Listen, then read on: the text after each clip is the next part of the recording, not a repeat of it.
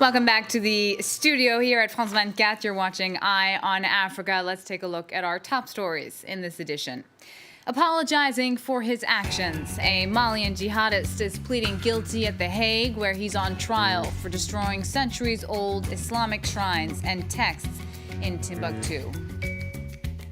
U.S. Secretary of State John Kerry was in Nairobi this Monday. He met with regional leaders to discuss the situation in South Sudan, as well as Kenya's upcoming elections.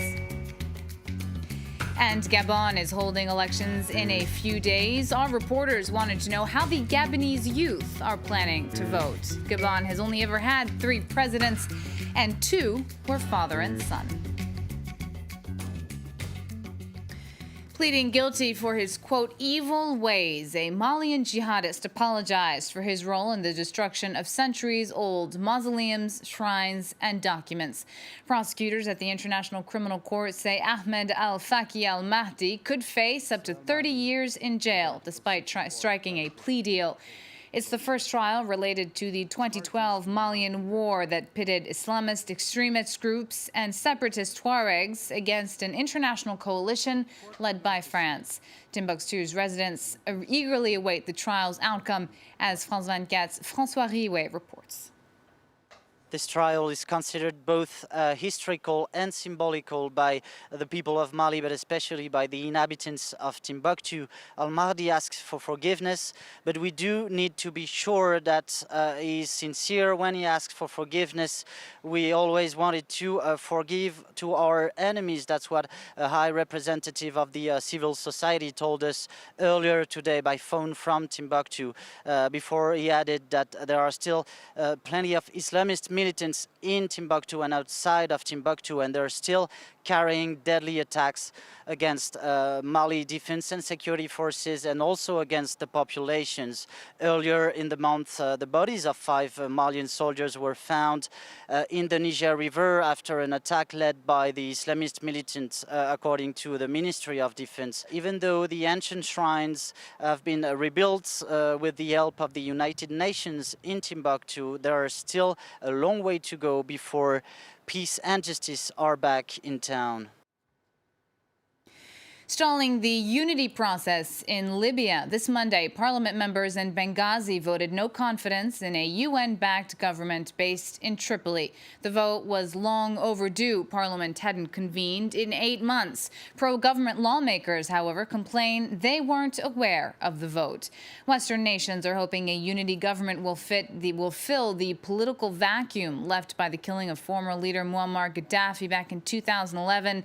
That they will tackle the Islamic State group and stem the tide of refugees leaving Libyan shores for Europe. Urging the deployment of a regional protection force for South Sudan. The U.S. Secretary of State is in Nairobi, where he met with 5 regional foreign ministers. John Kerry offered financial aid for a UN-mandated 4,000-strong force for Kenya's embattled neighbor. Nicolas Germain reports. During his trip to Kenya, John Kerry met President Uhuru Kenyatta. Both men share the same concern about the volatile situation in South Sudan. The U.S. Secretary of State called for the deployment of a 4,000-strong force. It would join the 12,000 UN troops already there. This is not an intervention force.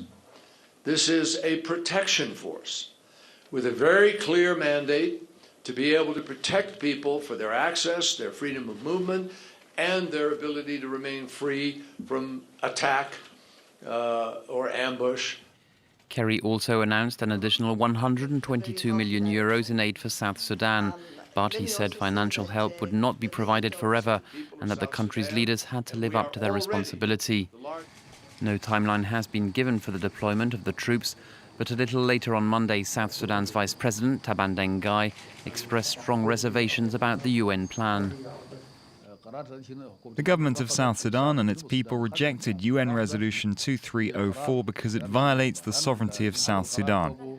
It suggests that the UN take over the management of Juba Airport, which government would hand over its airport for foreigners to operate. Dengai appears to be strengthening his position after seizing the vice presidency from his old friend Riek Machar. Machar was forced to flee Juba during last month's fighting. Tensions between Machar and President Kiir were at the heart of the civil war that kicked off in December 2013. Last year, a peace deal was signed, but the clashes last month were a stark reminder that Africa's youngest nation is still very much unstable.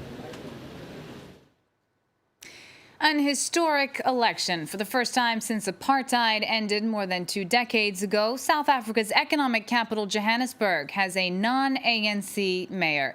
Herman Mashaba with the Democratic Alliance won a vote by government councillors.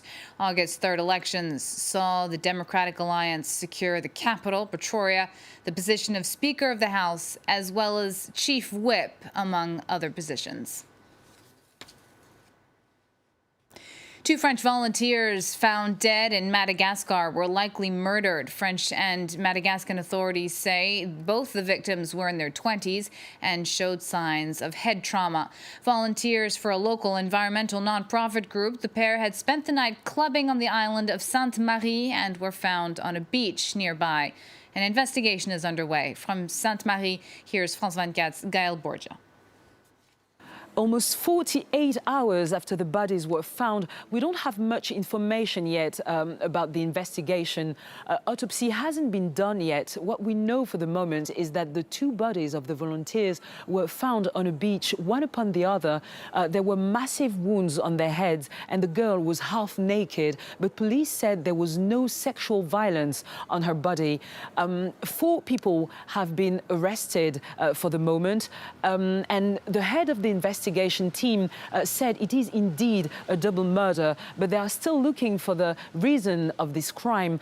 French authorities from the embassy came this morning to give support to victims' friends and to get more information about the investigation. And tomorrow morning, on Tuesday, the prosecutor in charge of the investigation is expected to arrive in Sainte-Marie, which means that the Malagasy authorities are determined to find the mastermind behind this crime. But unfortunately, there were several affairs like this one in the past, and they had never been solved. Ethiopia's marathon runner Feyisa Lilesa is headed to the U.S., where he will likely seek asylum. That's according to a relative of the silver medalist. A crowdsourcing campaign in his honor has already collected close to $50,000. After his race, Lilesa told reporters on Sunday he feared for his life for crossing his fists in the air, a popular Ethiopian protest gesture. He did it to draw attention to recent deadly demonstrations in his home region. An Ethiopian government spokesperson, meanwhile, promised Lilesa a, quote, heroic welcome if he did come back home. Gabon is holding a presidential election on Saturday. Incumbent President Ali Bongo rose to power after his father died 7 years ago. His own cousin, however, has declared his support for Bongo's main rival, opposition leader Jean Ping. Ping is a favorite among a part of the youth as well, as shown in this report from our correspondents on the ground. A sea of mainly young voters rising up to the rooftops in this working-class neighbourhood of Libreville. They've gathered to show their support for Jean Ping, the main rival to outgoing President Ali Bongo. Young people represent around 65% of the population in our country, and young people need to get behind the candidate Jean Ping because he's the one who represents hope. Facing the opposition, Ali Bongo, whose face can be seen plastered all over the capital. Libreville represents 40% of the electorate, and it's become the main battlefield when it comes to winning over young people. These young activists have taken to the streets to spread support for Ali Bongo. We've seen the president's project for young people. It's beneficial to us. We've never seen anything like it before.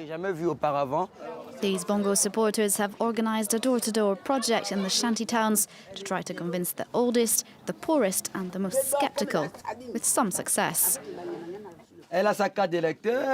She's got her voting card, she's got her ID. It's time for Ali. Far from the electoral trail, a kickabout between a group of friends. Steil is unemployed and has no illusions about the election. All he and his friends hope is that young people won't be dragged into any post-electoral violence. I I want to make sure the initial voting goes well, and then I'll wait for the last day, the 27th, before I participate. For Jean Ping and Ali Bongo, then, young people like these hold the key to victory. That's it from us here on Eye on Africa. More news is coming up on France 24. Do stay with us.